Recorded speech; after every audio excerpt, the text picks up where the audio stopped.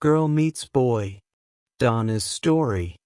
My story starts in late July. It was July 21st, I think.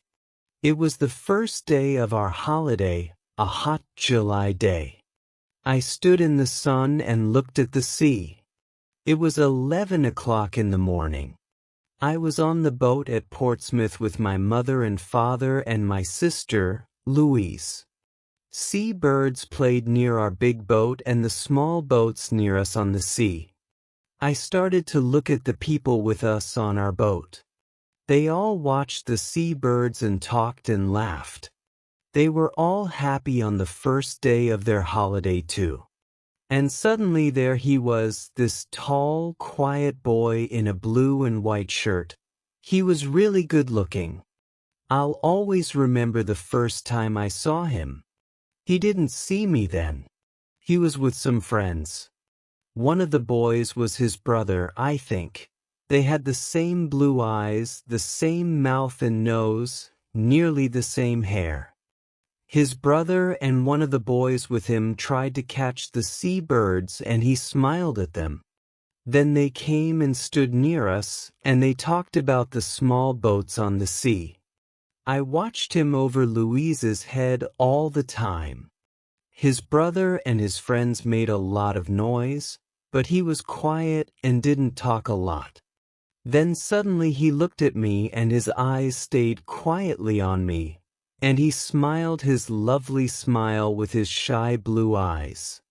The people near me on the boat, the sun, the sea, the birds, the noise of his friends, time, it all stopped. At that moment there was only him and me and him. Him and his smile for me. Only the two of us. Slowly, very slowly, the boat started to move away, across the water to Spain. It takes a day and a night on the boat from Portsmouth to Santander, in Spain. A day and a night together, on the same boat with him. It was a big new boat with cafes, shops, a cinema and a disco. In the evening Louise and I went to the disco together. We had a Coke and listened to the music and watched the dancers. But he wasn't there. Then suddenly a tall boy in a black and white shirt came in. It was him. He was with a friend. They stopped and looked slowly at all the people in the disco. It was dark in there and he stood and looked for a long time. Then he saw me and he smiled a big, friendly smile. I wanted to stand up and sing and dance with him. He came across the room and stopped near our table, and he asked me to dance. Suddenly he wasn't shy with me. We danced together for a long time after that. But then I looked up and there was a second tall boy in a blue and white shirt at the door of the disco, with the same eyes and the same mouth and nearly the same hair. But the boy near the door had that nice, quiet, shy face, not a big, open, friendly smile. Suddenly I knew this was his brother with me on the dance floor, not him. I was with the wrong brother. He stood for a moment near the door and watched me and his brother on the dance floor with sad eyes. I wanted to run to him, to take his sad face in my hands and say, "Sorry." He looked at me, then he went out quickly. I stopped dancing, walked back to my table and sat down. His brother started to dance with Louise. I didn't sleep that night. I thought about him all the time, and listened to the noises of the boat and the sea. In the morning I went to the cafe at 8 o'clock and waited there with my sister for a long time. I wanted to say, sorry, to him. I had 4 cups of coffee, and I don't really like coffee. But he didn't come. Where was he? Where was he? At 11 o'clock we arrived in Santander. I wanted to stop the boat. I wanted to stop the holiday. I wanted to go back to England. I only wanted to see him again, to talk to him, to ask his name. But he wasn't there. Mark's story. I started Spanish at school in September and I like it. We've got a good teacher, Old Webb. Mr. Webb, not Old Webb. My mother always says to me. He isn't old, you know. Old Webb. Sorry, Mr. Webb. Always takes some people from our school to a place in Spain for the first 2 weeks of the holidays, every July. Old Webb is okay. Not bad, for a teacher. We were at Portsmouth with Old Webb. Sorry, Mr. Webb and Mrs. Webb. She's from Argentina. All the boys think she's good-looking too. There were 6 of us with the Webbs. Harry Potts and his sister Sonia, Nick Atkins, he's a good friend, Sue Bellamy, she's clever, my brother Dave and me, we're 14 and we're good friends too, usually. There were hundreds of people on the boat. It was hot in the sun, a lovely day. People watched the sea and the small boats. I liked being in the sun and thinking about the 2 weeks holiday in Spain. Old Webb started one of his stories about Argentina, but I didn't listen. I started to look at the people. And this girl was there, near me. A really good-looking girl with nice brown eyes and black hair. I'm really shy and I'm not very good with girls. I didn't talk to her then, but I watched her with her sister and her mother and father. Then they walked away and she smiled at me for a moment before they went. My brother Dave saw her, and he laughed quietly at my red face. I wanted to see her again, perhaps in the cafe at lunchtime, or perhaps in the cinema in the afternoon. But she wasn't there and I don't remember the film.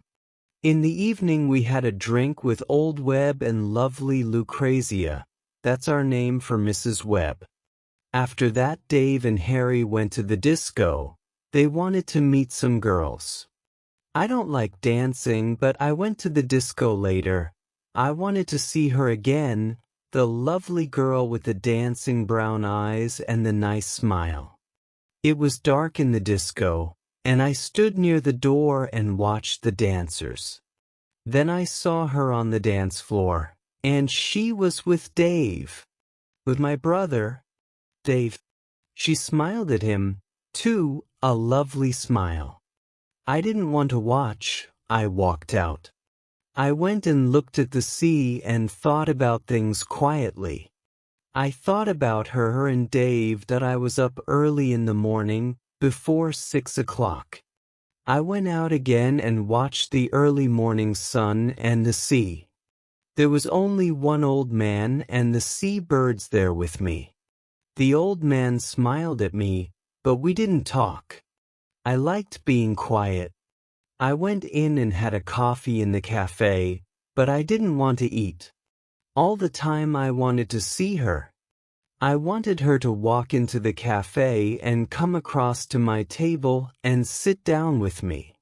And tell me her name and talk to me. But she didn't come.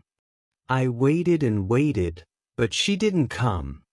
At 8 o'clock I went to find Nick and Dave. Dave was very quiet all day, and he was really nice to me. And I didn't see her again before we arrived in Santander at 11. She wasn't there. The town story. Cumulus is a small town 50 kilometers from Santander, near the sea. In the town there are quiet streets of old buildings and there is a small square. There are small shops and cafes with tables and chairs in the square, under the trees. A lot of people from Madrid come to Cumulus for their holidays, and a lot of people from England stay in the town too. In the evenings in June and July and August people like to walk in the streets of Cumulus. They stop in the square and stand and talk together. Their children play together. Some people sit at the cafe tables and have a drink. and watch the children or read their newspapers or talk. It was disco night in Cumulus on the evening after the boat arrived in Santander from Portsmouth.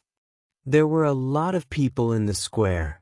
Spanish people from Cumulus and Madrid, but families from England and France and Germany and Holland too.